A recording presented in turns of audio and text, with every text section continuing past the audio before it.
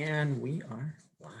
Hey, Science Seekers, this is Mr. Pfeiffer, and we are in a Science Seekers special here where we're going to be highlighting some of the Google Science projects today. The Google Science projects is a part of our magnet curriculum where the students were asked to find something they love and make it better with science, because everything's better with science. And one of our first out of our 6 specials here is one of our finalists is Arnav. Arnav here has, I'm going to let him introduce himself through his website and through the study that he did, which was quite amazing.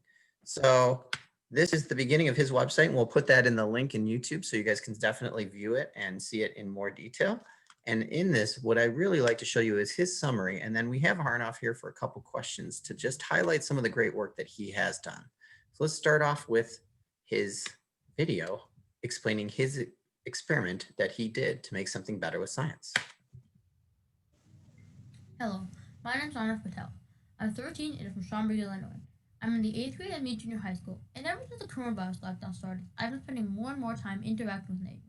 Some of the examples of these interactions are riding my bike or even going on a walk with my family. Regardless, almost every time I go and do these things, I see trash. There's lots and lots of trash out in nature, discarded by humans and left to cause harm. This problem really caught my attention, so I decided to look further into it in hopes I could find a potential solution. Upon looking further into this topic, I not only found that foam can take up to 5,000 years to fully degrade, but also in this 5,000 years, there was a 95% chance that a wild animal would try to eat the foam, causing possible fatality. I could not find any experiments, labs, or literature on how to solve this horrific problem, so I decided to conduct my own study. In my study, I used 3 different types of foam, them being one that comes directly from a retailer, a foam that is store-bought, and finally, my own special homemade foam. A question that I had when planning my experiment is, how do I know that my homemade foam is the best?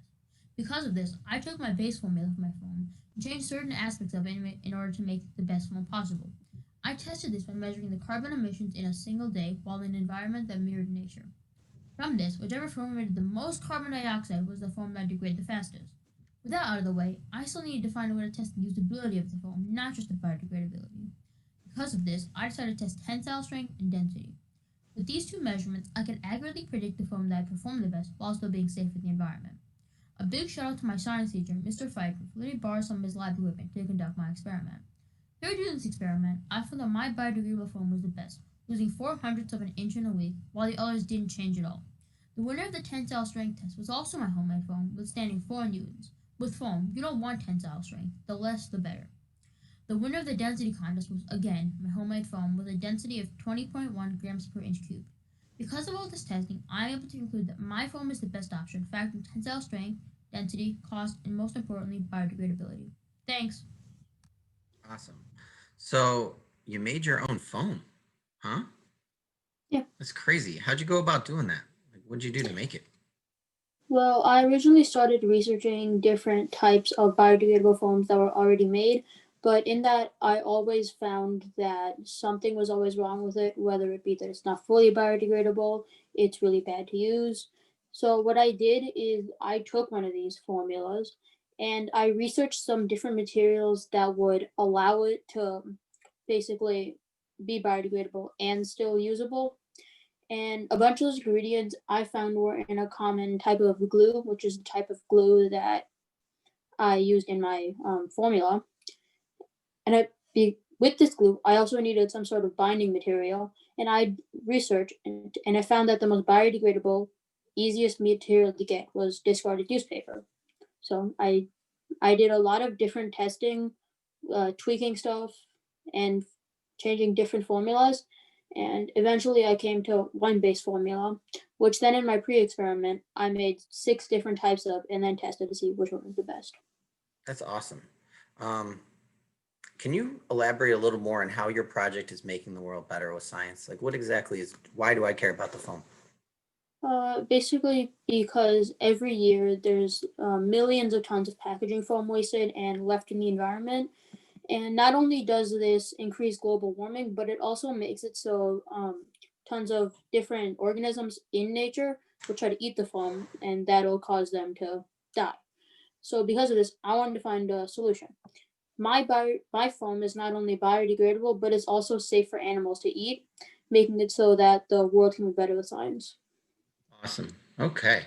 If you had to give some advice to a 7th grader walking into doing a project like this, what would you say to them? Definitely just get everything done on time. Follow the checkpoints. Everything's Mr. Pfeiffer scripted out. It really helps. And make sure to not like leave one big important aspect like the conclusion or the actual experiment itself until the end. So you can make sure you Gotcha. get everything done on time. Gotcha. And then what was your favorite part of doing this whole journey? And then what was your hardest part for doing this whole journey? My hardest part was definitely the research because I had to look into a bunch of different materials online that I could find in order to make it. And the most fun part is probably making the foam itself because it's a really nice do it yourself hands on activity that basically anyone can do. That's awesome. Well, I got what you did was fantastic, Arnav, and for your age to do such a remarkable achievement, it's very impressive. So I applaud you, and I'm quite proud of you, and I want to thank you for being part of our Science Seeker show today.